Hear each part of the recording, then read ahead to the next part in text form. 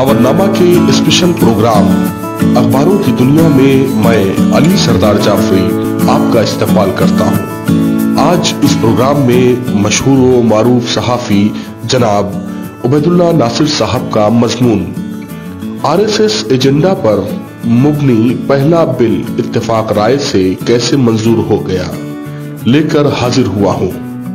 आप भी आज उनके ख्यालात समात फरमाइए। उबैदुल्लाह नासिर साहब लिखते हैं कि जिस तरह बुझे चिराग की आखिरी लौ एकदम से भभक उठती है, उसी तरह से हालिया 5 रियासतों के इंतखाबात में शिकस्त खाने के बाद और अगले 3 महीनों के अंदर मौजूदा आम इंतखाबात में शिकस्त के खौफ से वजीर आजम नरेंद्र मोदी पैतर पे इक़दाम करके अपनी नाव पार लगाने की कोशिश कर रहे हैं। लेकिन इन कोशिशों में इतना फूहड़पन आया और नुमाया है कि अवाम उनकी चाल समझ जाती है और तीर उल्टा पड़ जाता है। माशी तौर पर कमजोर आलाजात के लोगों को, जिनमें सभी मज़ाहिब के लोग शामिल हैं, सरकारी मुलाजमतों और तालीमी इदारों में दाखिले के लिए पार्लिमानी इजलास के आखिरी दिन 10% रिजर्वेशन का ऐलान उन्हीं कदमों में से एक है। ये कदम इतनी जल्दबाजी में उठाया गया कि इत्तलात के मुताबिक मुतालिका वजीर को भी नहीं मालूम था कि मीटिंग क्यों बुलाई गई है। जब उन्हें मीटिंग में अपनी वजारत से मुताल्लिक इस बिल का पता चला तो वो दम बखुद हो गए। टीवी पर मुबाहिसा के दौरान एक सीनियर सहाफी ने बताया कि वो पार्लियामेंट के सेंट्रल हॉल में मौजूद थे, जहां बरसर इख्तिदार पार्टी के मेंबरान ये कहते हुए सुने गए कि उन्हें पता ही नहीं था कि हुकूमत ने इतना अहम फैसला कर लिया है। मोदी जी ने नोटबंदी का फैसला भी ऐसे ही अचानक कर लिया था और पार्लियामेंट तक में ये इल्जाम लगा था कि खुद वजीर मालियात को नहीं पता था कि 8 बजे कौम के नाम अपने खिताब में मोदी जी क्या कहने वाले हैं।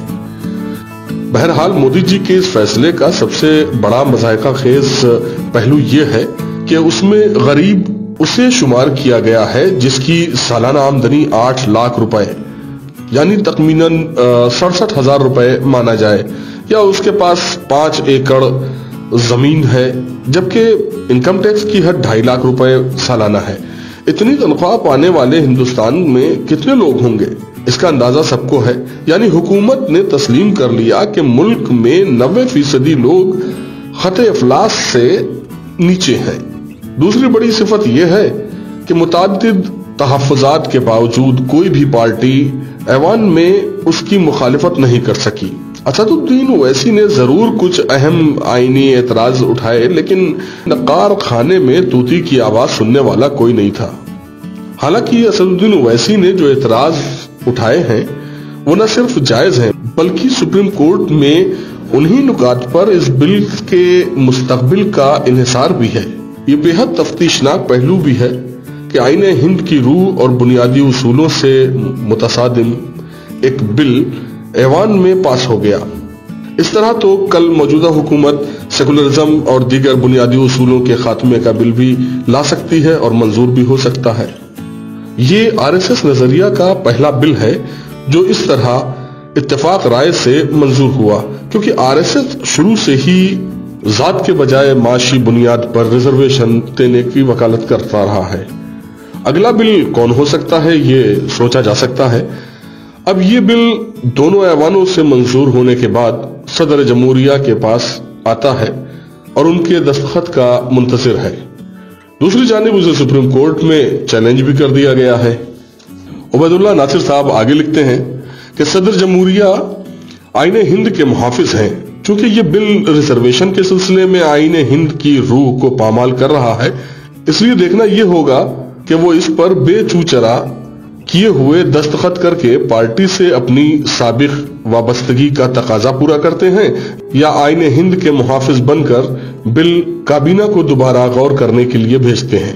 काराइन को ये याद होगा कि जब राजीव गांधी के दौर में पोस्टल बिल पास हुआ था तो उस वक्त भी सदर जमहूरिया यानी जैल सिंह ने कांग्रेस और नेहरू खानदान से अपनी पुरानी वाबस्तगी के बावजूद भी इस बिल पर दस्तखत करने से इनकार करके एक सियासी तूफान खड़ा कर दिया था। आखिरकार राजीव गांधी को वो बिल वापस लेना पड़ा था। दूसरी अहम बात यह कि खुद वजीर आजम जनाब मोदी साहब के एक वजीर गडकरी साहब ने कही, वो काबिल गौर है। उनका कहना है कि जब सरकार के पास नौकरियां हैं ही नहीं तो रिजर्वेशन देने की क्या जरूरत थी, या उसका फायदा भी क्या हो सकता है।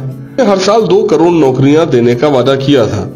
इस हिसाब से अब तक 10 करोड़ लोगों को नौकरियां मिल जानी थी, लेकिन हुआ ये कि मोदी जी ने नौजवानों को पकौड़े बेचने की सलाह दे दी और अमित शाह ने इसे इंतखाबी जुमला कहकर मामला खत्म कर दिया।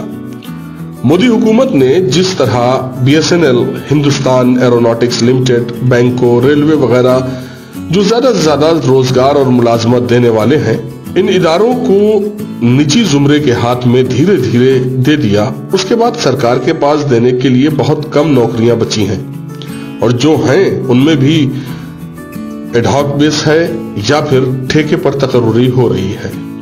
अपने आखिरी सुझाव में जनाब उबैदुल्लाह नासिर साहब कहते हैं, नरेंद्र मोदी ने इस बिल के जरिए न सिर्फ एक सियासी पासा फेंका है बल्कि मुस्तकबिल के RSS नजरिए का हिंदुस्तान कैसे बनाया जा सकता है उसका भी इशारा दे दिया है। कोई समाज ग्रुप या सियासी पार्टी समझे ना समझे, लेकिन मुसलमान और दलितों को जरूर चौकन्ना रहना चाहिए। तो ये था एक खास मजमून जनाब उबैदुल्लाह नासिर साहब का। अगर आपको हमारा ये प्रोग्राम पसंद आया है तो हमारे चैनल को सब्सक्राइब करें, शेयर करें, लाइक करें। अपने मेजबान अली सरदार जाफरी को इजाजत दीजिए। आदाब।